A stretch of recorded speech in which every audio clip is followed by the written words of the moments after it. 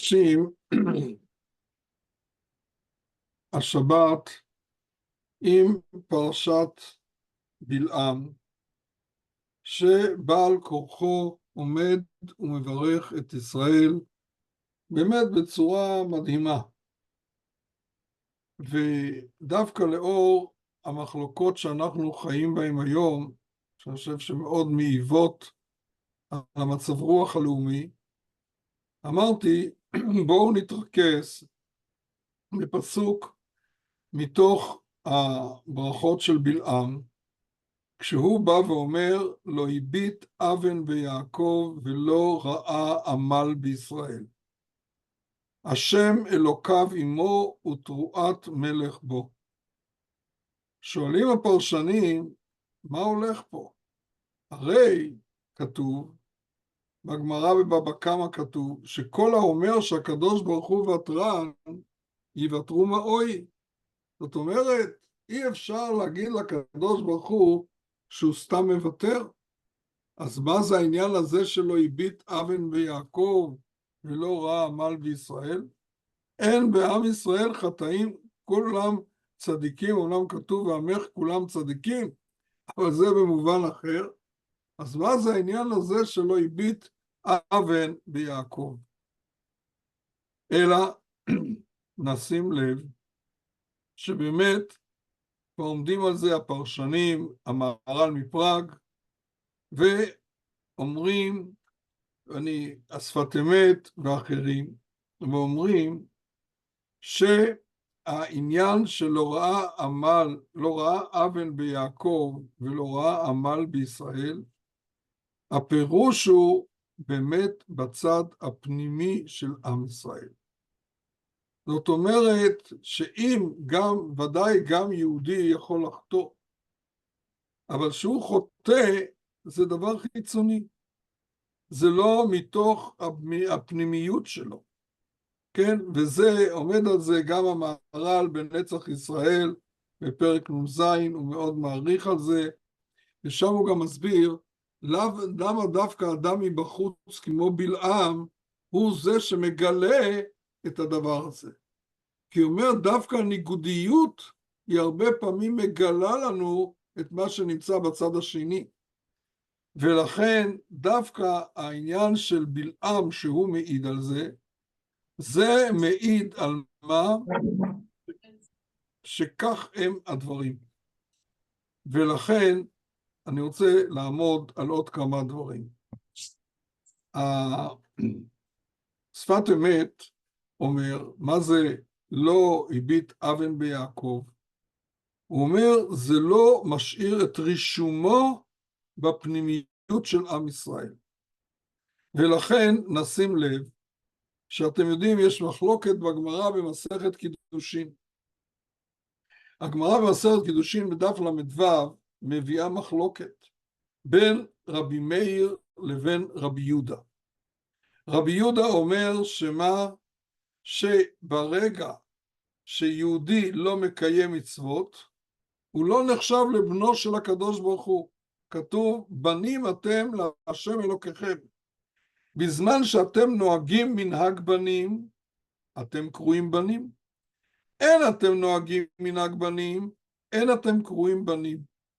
זה דברי רבי יהודה. בא רבי מאיר במקום וחולק, ואומר, מה פתאום? בין כך ובין כך קרויים בנים.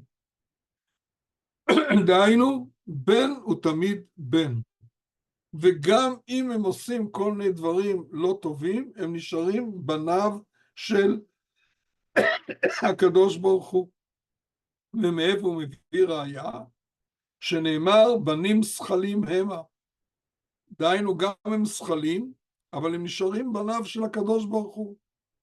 ואותו דבר מה כתוב בעוד מקום, שהפסוק אומר, בנים לא אמון בם, זרע מרעים בנים משחיתים. זאת אומרת, אפילו שהם לא אמון בם, אפילו שהם משחיתים, הם נקראים בניו של הקדוש ברוך הוא. עכשיו נשים לב לדבר מעניין. אתם יודעים שבכללי הפסיקה, בדרך כלל בכללי הפסיקה שיש מחלוקת, בין רבי מאיר לבין רבי יהודה, הלכה כרבי יהודה. אומר הרשב"א, ומי שרוצה אני אגיד לכם את המקור המדויק, הרשב"א בתשובותיו בחלק א', קצ"ד, כן, ורמ"ב, הוא אומר בעניין הזה הלכה כרבי מאיר. שמה? שבין כך ובין כך קרויים בנים. בכל מצב יהודי נשאר בנו של הקדוש ברוך הוא. והוא מסביר למה הוא פוסק כך. כי הוא אומר, הנה, רבי מאיר מביא ראיות מפסוקים שמוכיחים את דעתו. אז כיוון שהוא מביא ראיות מפסוקים, הלכה כמוהו. גם הרב קוק באיגרת תקנ"ה קובע שמה?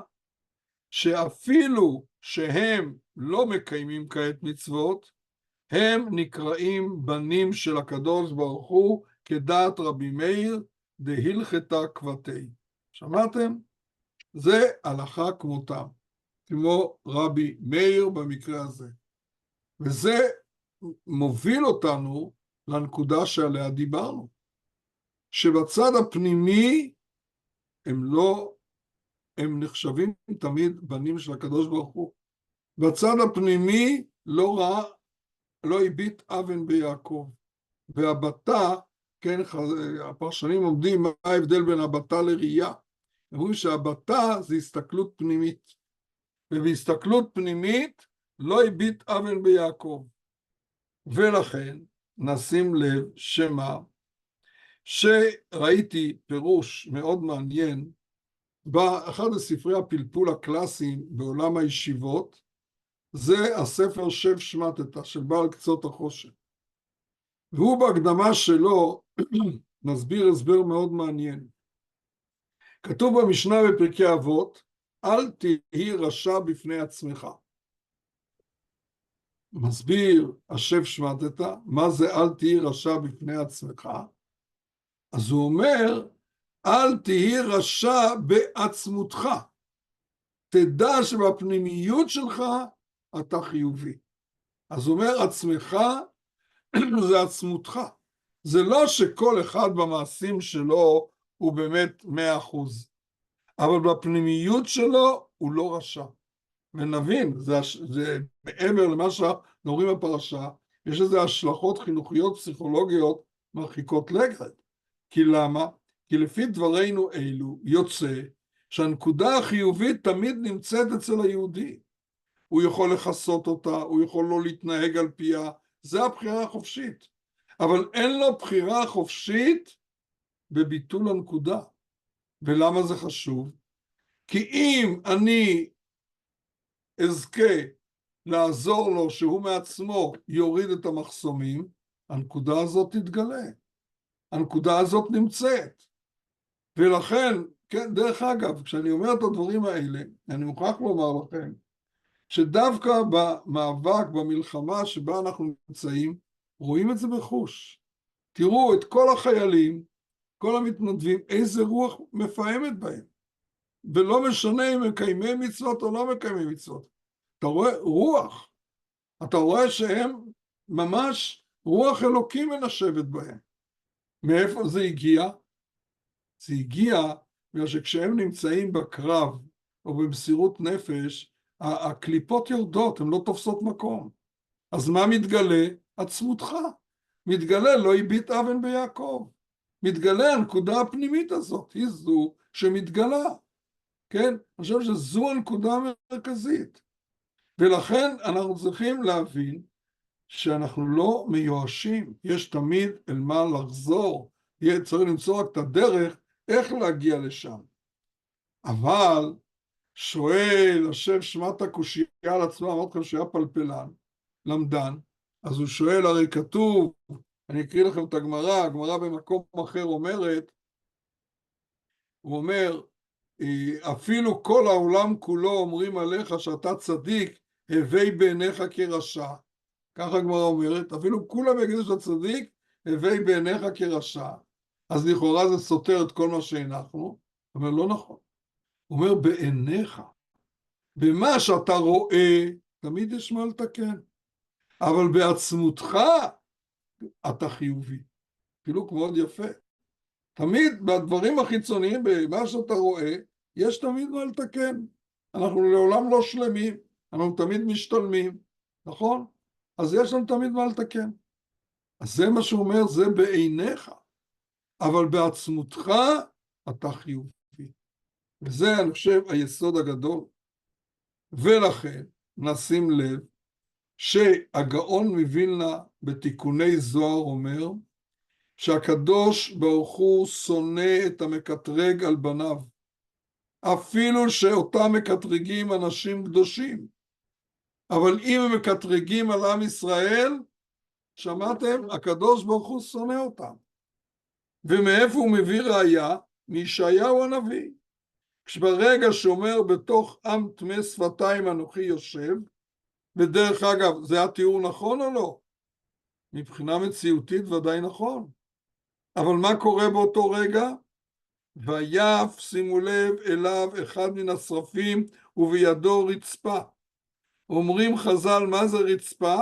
רצוץ פיות של כל מי שאומר דילטוריה על בני ישראל. שמעתם? זאת אומרת, למרות שהמציאות היא כזאת, אתה אל תקטרג על עם ישראל. אל תבוא ותקטרג, יש עניין לא לקטרג על עם ישראל. כן, ואנשים, והוא אומר, אפילו אנשים קדושים, שהם מקטרגים, אומר הגאון מווילנה, הקדוש ברוך הוא לא סובל את הדבר הזה. ולכן, רציתי להביא לכם סיפור שאולי לפני שנים הזכרנו אותו, אבל זה המקום לחזור עליו. המדרש בכמה מקומות מביא סיפור מאוד מעניין. שמה? אני אקרא לכם ישר את התרגום לעברית, בסדר? אתם תסלחו לי. שמה? המדרש מספר שפעם ריש לקיש לקח את רבי אבאו לטיול. לאיפה הוא לקח אותו לטיול? לקיסריה. כשהם מגיעים לשם, אומר לו רבי אבאו לריש לקיש, תגיד לי, לאיפה אתה לוקח אותי? לעיר שכולם מחרפים ומגדפים? הרי מי ישב בקיסריה? או רומאים או יהודים מתבוללים. אז הוא אומר, לשם אתה לוקח אותי לטייל? למקום שכולם מחרפים ומגדפים את הקדוש ברוך הוא? זה מה שאתה לוקח אותי? מספר המדרש ואומר, ירד ריש לקיש מן החמור ונתן חול בתוך פיו של רבי אבאו. שמעתם? הוא לקח חופן חול, יש שם אדמה טובה בחופן, אני זוכר את זה בזמן שהייתי במדרשייה, זה היה הגזרה שלנו, בחוף הים של קיסריה שדות ים. אז אם כן, אני לא יודע מה קורה שם היום, עברו כמה שנים מאז. בכל אופן, הוא לקח חופן חול ושם בתוך פיו של רבי אבאו. אמר לו, מה זה? שואל אותו רבי אבאו, מה זה ההתנהגות הזאת? אמר לו, אין הקדוש ברוך הוא רוצה במי שאומר דילטוריה על בניו. הקדוש ברוך הוא לא סובל שמדברים לשון הרע על בניו. שמעתם? כשראיתי את המדרש הזה, שאלתי את עצמי שאלה. אם חז"ל היו בבית ספר מעלה בקורס לדרמה, אז הייתי אומר, יש פה אפקט דרמטי. הוא יורד מהחמור, שם לו חול בתוך פיו, וואלה, זה דרמטי. אבל חז"ל לא, כידוע, היו בבית ספר מעלה. ואז, מה זה הסיפור הזה שיורד מהחמור ושם לו חול בתוך הפה? חשבתי להסביר את זה, שבעצם הוא רוצה להגיד לרבי אבאו, אתה יודע מה הבעיה שלך? אתה לא מתרומם מהחמור, אתה לא מתרומם מן החומר. מה שהפה שלך מדבר, זה צד האפר של האדם. החול, אבל יש להם גם נשמה ליהודים האלה. את זה מה שהוא רוצה להגיד לו. ולכן הקדוש ברוך הוא שמסתכל פנימה, הוא לא סובל שמדברים דילטוריה על בניו. כי הקדוש ברוך הוא מסתכל פנימה. זה מה שהוא שם לו חול בפה. וכאן לפי דעתי הסיפור הזה, יש לו עוצמה מיוחדת. למה? הרי כתוב לעולם יעמוד בעל השמועה לפניך, נכון? מי כאן עושה את הפעולה הזאת? ריש לקיש, שהוא היה ראש המאפיה בארץ ישראל. אתם זוכרים את המפגש של ריש לקיש עם רבי יוחנן? הוא היה ראש המאפיה. אז בעצם מה הוא רוצה להגיד לרבי אבאו? אם אתה היית פוגש אותי, היית אומר, טוב, הוא מאפיונר, מה יש לדבר איתו? כמו שאתה אומר על אלה. ואז עד היום הייתי ראש המאפיה. ולכן אני חושב שיש לזה כאן עוצמה מיוחדת. אבל זה מתכתב עם מה שאמרנו, שבעצמותם הם חיוביים. כן? רק בחול הם שליליים. ודרך אגב, כעבור שנים שראיתי את המדרש, ראיתי פתאום גמרא שכתוב רבי אבאו דמין קיסרין. כשחז"ל אומרים רבי אבאו דמין קיסרין, הם לא מתכוונים להגיד את הכתובת שלו לדואר, אלא הכוונה הוא הקים שם ישיבה. אז אמרתי, תראו, אותו רבי אבאו שאמר לאיפה לקחת אותי, הוא הקים שם גרעין תורני והקים ישיבה בקיסריה.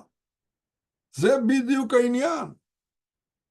הוא בעצמו הקים אחר כך ישיבה בקיסרין. כך משמע מהגמרא. וזה עצמו ראיה לכל המהלך שדיברנו.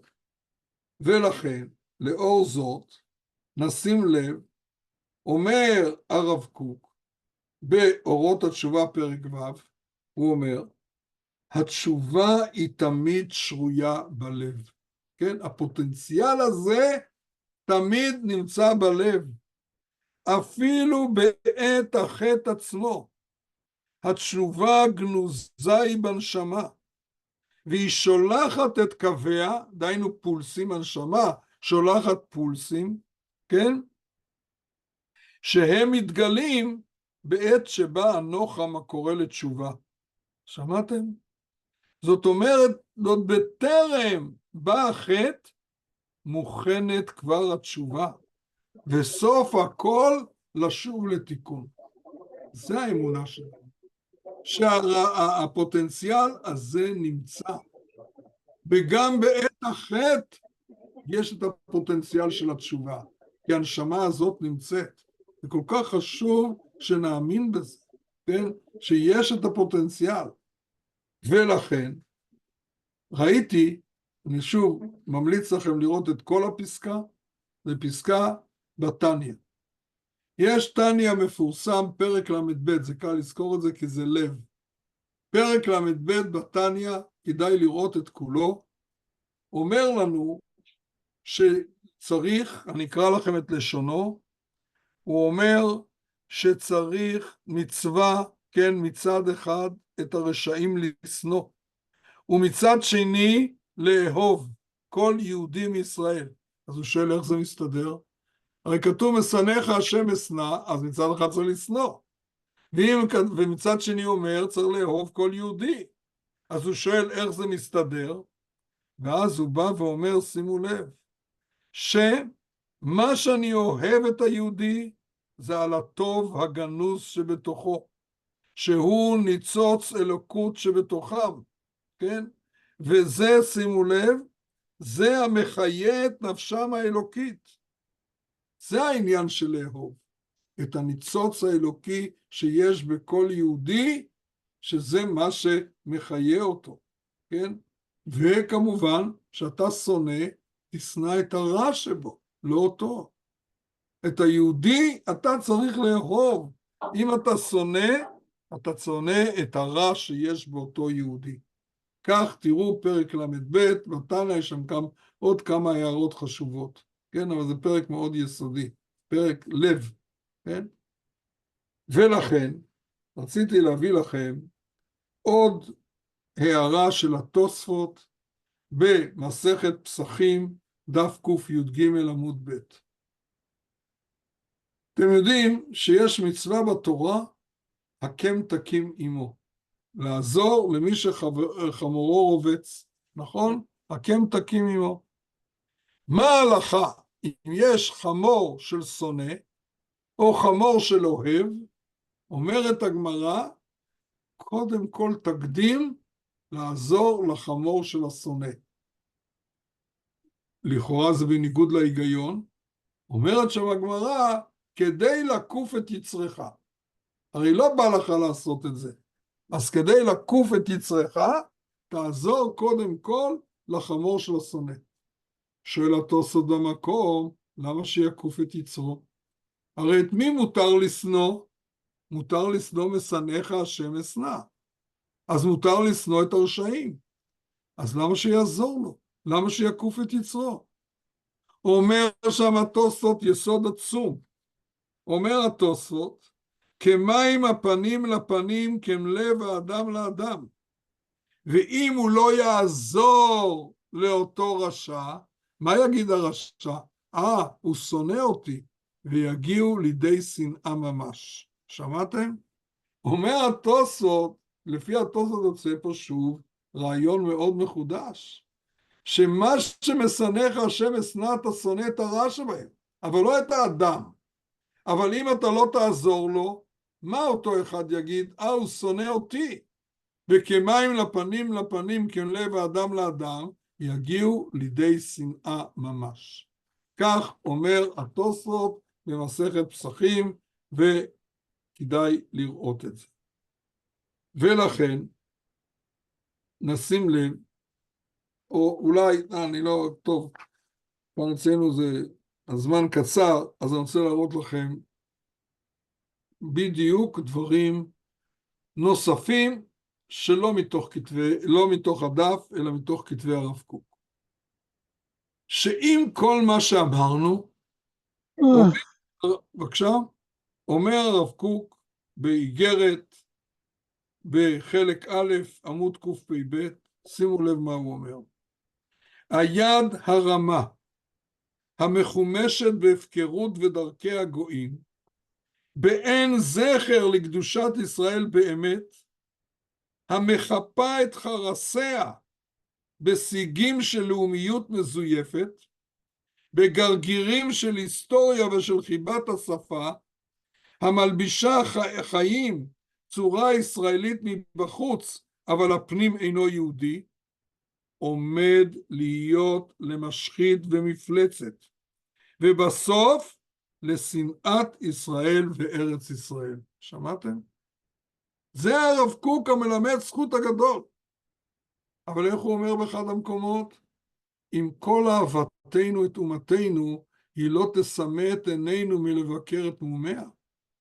ולכן הוא מזהיר ואומר, ויש את זה בעוד מקומות, רק פשוט אין לכם את המקורות מול העיניים, אבל זה מקורות, אני מאוד ממליץ למי שרוצה להסתכל במאמר שנקרא אחדות ושניות במאמרי הראייה, עמוד 234. שם הוא אומר שאותם אלה שנלחמו נגד הרוחניות המזויפת, הם בסוף ילחמו הכי הרבה נגד כל האידיאלים הציוניים וכו' וכו'. כן? ממש מעניין הדברים, תחשבו מתי הוא כתב את זה. אבל אני אומר, צריך לא לטשטש. אבל מצד שני, הוא בא ואומר, בשום אופן לא תהיה דרכנו בענייני הציבור, אם לא נקדים את האמונה העמוקה בסגולת ישראל העליונה, הקשורה בקשר הכלל כולו, שבה נעוץ יסוד הברית עם עם ישראל. רק מתוך הגישה הזאת אתה יכול להגיד את הדברים האלה. ולכן הוא אומר, שהרבה פעמים אנשים אומרים צריך לרחם, תהיה הומניסט וכו'. מזהיר הרב קוק ואומר, צריך לזקק את החסד, שלא תהיה תבואה בגלל רוח הלב. זה לא בגלל חולשה אנושית, אתה מגיע לאותו חסד על הדברים המעוותים. ולכן הוא אומר, כשאוהבים את הרשעים, לפעמים מפני חולשתו של האדם, נמצא אוהב גם את הרשעה. לפעמים מתוך שהוא אוהב את הרשעים, זה יכול להשפיע שהוא גם יאהב את הרשעה. ולכן הוא בא ואומר שכל זה נובע כי שוכחים את מהות הנשמה העצמית, מסיחים דעה מלהסתכל בתוכיות החיים, ואז הכל נעשה מעורבב ומסופק. זה בדיוק הפוסט-מודרניזם. והתשובה שישוב האדם אל עצמו, אל שורש נשמתו, ומיד ישוב אל האלוקים. ודבר זה נכון בין באיש יחידי, בין בעם שלם, בין בכל האנושיות. שכחת הצד הנשמתי הפנימי.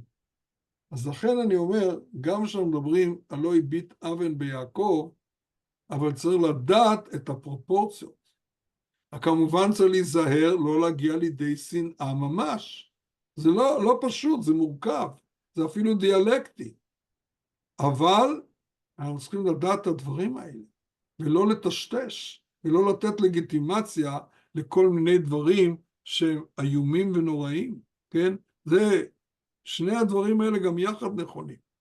מצד אחד אמונה גדולה, ואני אומר באמת, רואים את זה היום בחוש ממש, אצל כל אלה שנמצאים בחזית, אצל כל המתנדבים, וחלק מהאימהות של החטופים והמשפחות השכולות, אתה לפעמים רואה עוצמות, שזה ממש מרגש, ממש מעבר להיגיון הרגיל.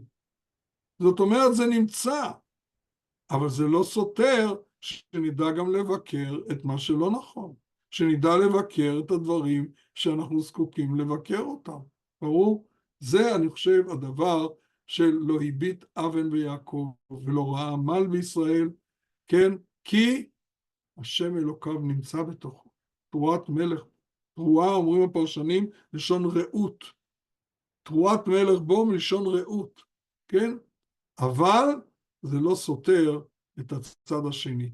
יהי רצון שנזכה באמת לגלות את התוכן הפנימי, האלוקי, שבכל יהודי, שבעם ישראל, ומתוך זה נגיע לישועה השלמה במהרה בימינו אמן. השם לנו ערב טוב, בשורות טובות וכל טוב.